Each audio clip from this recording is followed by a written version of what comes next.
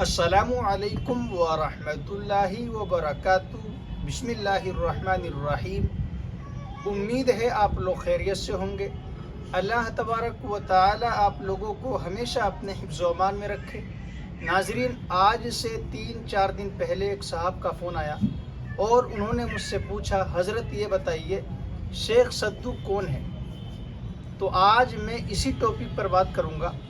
اور آپ سے گزارش ہے ویڈیو کو اسکپ نہ کریں، شروع سے آخر تک پورا دیکھیں، اس لیے کہ شیخ سدو کو لے کر بہت سارے لوگ کنفیوژن میں ہیں۔ بہت سارے لوگ یہ سمجھتے ہیں کہ یہ کوئی بزرگ ہیں، بہت سارے لوگ یہ سمجھتے ہیں کہ یہ شیطان ہے،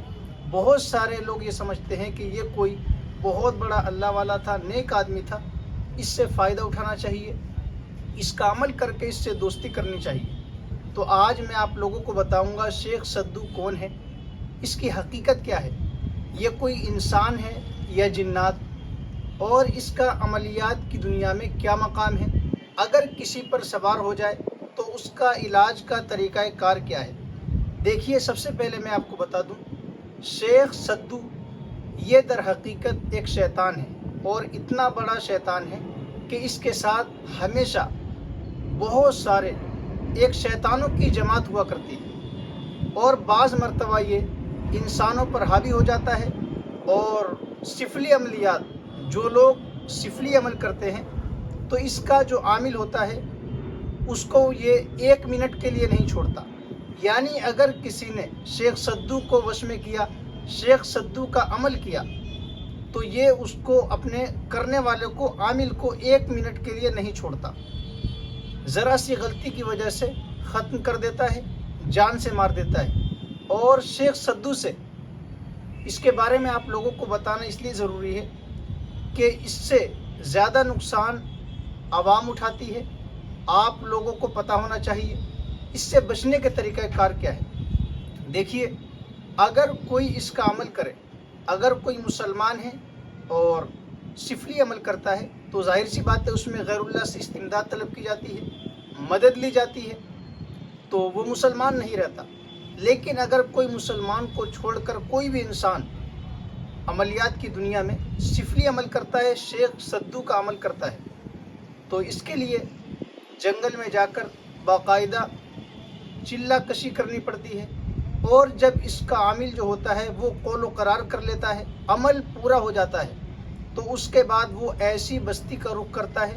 ایسی جگہ جاتا ہے جہاں آبادی کم ہوتی ہے، لوگ کم ہوتے ہیں۔ پھر بہت سارے عاملین نے لکھا ہے اور بزرگان دین سے ثابت ہے، انہوں نے یہ کہا ہے کہ اس کا عامل جس جگہ ہوتا ہے اس جگہ سے چاروں طرف، یعنی 1 کلومیٹر دائیں، 1 کلومیٹر بائیں، 1 کلومیٹر آگے، 1 کلومیٹر پیچھے کا جو دائرہ ہوتا ہے اس کے زیر اثر ہوتا ہے۔ یعنی جو لوگ رہتے ہیں وہ کسی شہر میں شیاطینی اثر کی زد میں آ ہی جاتے ہیں، اور ایسا شخص ہمیشہ بہت سارے اصول ہوتے ہیں، اگر وہ ان اصولوں میں سے کسی بھی اصول کو توڑتا ہے تو وہ شیخ سدو اسے مار دیتا ہے۔ شیخ سدو اگر کسی پر سوار ہو جائے، بہت بڑا شیطان ہے، ظاہر سی بات ہے، تو وہ اسے اپاہج بنا دیتا ہے، مفلوج بنا دیتا ہے۔ آپ نے دیکھا ہوگا بہت سارے ایسے آدمی ہیں، ایسی عورتیں ہیں، ایسی لڑکیاں ہیں، ایسی خواتین ہیں، ایسے لوگ ہیں جن کے ہاتھ پیر اس طرح مڑے رہتے ہیں، یعنی یا تو اوپر کا حصہ کام نہیں کرتا یا نچلا حصہ کام نہیں کرتا، علاج کروا کر تھک چکے ہیں۔ تو آپ اچھی طرح سمجھ لیں، بیماری اپنی نشانی سے پہچانی جاتی ہے، ہر بیماری کی ایک الگ علامت ہوتی ہے، اسی سے وہ بیماری شناخت ہوتی ہے، پہچانی جاتی ہے، اور ہر بیماری کا علاج کا طریقہ کار الگ ہے۔ اگر کسی غیر مسلم پر شیخ سدو سوار ہو جائے تو اس کا علاج الگ ہے، دوسرے طریقے سے ہوتا ہے، اور اگر کسی مسلمان پر ہو جائے تو اس کے لیے باقاعدہ طور پر کسی صحیح عامل سے رابطہ کر کے منزل کے ذریعے، آیت الکرسی کے ذریعے، سورہ مزمل کے ذریعے، سورہ بقرہ کی آخر کی جو آیتیں ہیں ان کے ذریعے علاج کیا جاتا ہے، اور آپ لوگوں کو بتانا اس لیے ضروری ہے تاکہ آپ اس سے بچیں۔ اللہ کے رسول صلی اللہ علیہ وسلم نے فرمایا کہ جب شام ہوا کرے تو گھر کے دروازے کھڑکیاں بند کر دیا کرو، اور جو برتن ہیں رات کو سونے سے پہلے اسے اوندھا کر دیا کرو، الٹا رکھ دیا کرو، اس لیے کہ اس وقت شیاطین جنات ان کا پورا قافلہ روانہ ہوتا ہے، تیزی سے سفر کرتا ہے۔ اسی طرح کنواری لڑکیاں، نابالغ بچیاں، بچے، چھوٹے بچے، ان کو شام ہونے کے بعد گھر سے باہر نہ نکالو، گھر کے اندر رکھو، اس لیے کہ اس وقت شیاطین کا، جنات کا سفر ہوتا ہے، اور بعض مرتبہ